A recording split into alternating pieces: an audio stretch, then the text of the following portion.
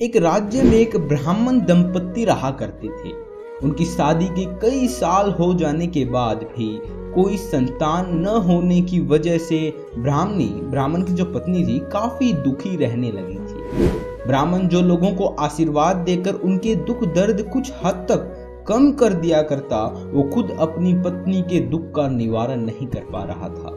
ब्राह्मण ने अपनी पत्नी का दुख कम हो इसीलिए एक उपाय निकाला और एक नेवला लाकर पत्नी को पालने के लिए दे दिया। छोटे से नेवले को पाकर ब्राह्मणी खुश हो गई और उसे किसी बच्चे की तरह ही लाड प्यार करके पालने लगी। नेवला भी इंसानों से इतना प्रेम पाकर उनमें घुल मिल गया। ब्राह्मण दंपति का भी संतान न होने का दुख कम हो गया, या यूं कहें कि नेवला को अपनाने से उनका ध्यान उस बात से हट गया। कभी कभी भगवान हमें कुछ वस्तुओं के लिए ज्यादा इंतजार कराता है। ऐसे ही कुछ ब्राह्मण दंपति के साथ भी हुआ, क्योंकि वो अपना गम जैसे तैसे भूल ही रहे थे कि अगले ही साल ब्राह्मणी ने एक सुंदर बच्चे को जन्म दे दिया। ब्राह्मण और उसकी पत्नी का सुख 4 गुना हो गया। वे अब अपने बच्चे को और नेवले को साथ में ही पाल पोस कर बड़ा करने लगे।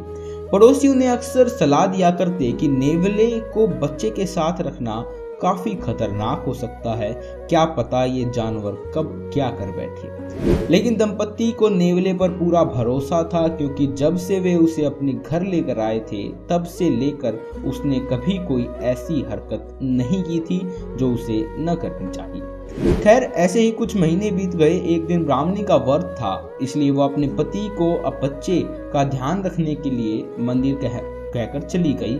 जब ब्राह्मणी मंदिर गई थी तभी ब्राह्मण को राजा के महल से एक यज्ञ करवाने के लिए बुलावा आया। ब्राह्मणी पूजा पाठ और भजन में इतनी खो गई थी कि उसे समय का कोई भान ही नहीं रहा।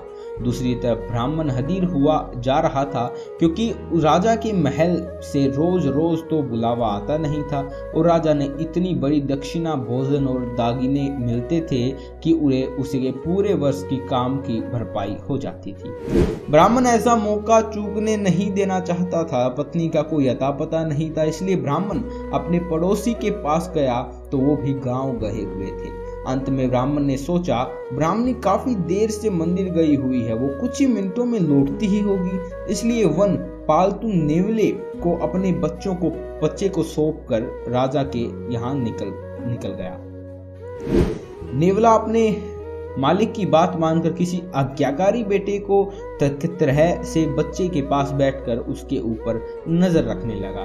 कुछ देर बाद बच्चे की पैरवी कर रहे नेवले की नजर बच्चे की तरफ तेजी से बढ़ते सांप के ऊपर पड़ती है और नेवला बच्चे को कोई नुकसान ना हो इसलिए सांप पर पूरे जी जान से टूट पड़ा।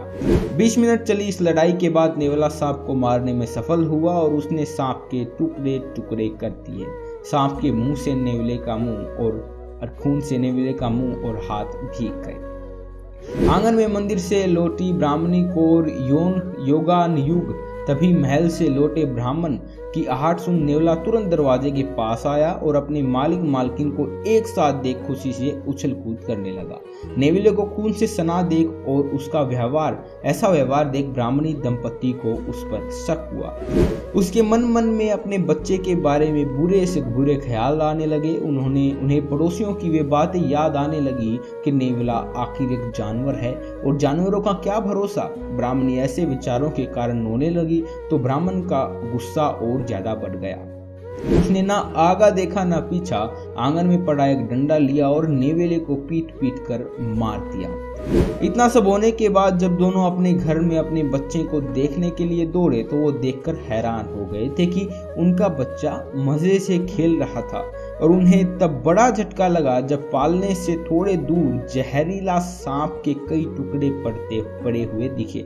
वे दोनों गुस्से से अपना आपा खोकर अपने बच्चे की रक्षा के ही भक्षक बन बैठे थे। सच्चाई का पता चलते ही दोनों पश्चाताप की आग में जलने लगे। दोस्तों, पुराने जमाने की रोचक कहानी हमें वही पुरानी मगर काफी महत्वपूर्ण बातें सिखाती हैं कि गुस्सा नहीं करना चाहिए। या गुस्सा आ भी जाए तो उस वक्त कोई फैसला या काम नहीं करना चाहिए, क्योंकि इतिहास गवाह है कि गुस्से में लिए गए फैसलों से हमेशा अनर्थ होता है। कहानी को सुनने के लिए बहुत बहुत धन्यवाद। मिलते हैं अगली वीडियो में, तब तक के लिए सुखी रहिए, संपन्न रहिए।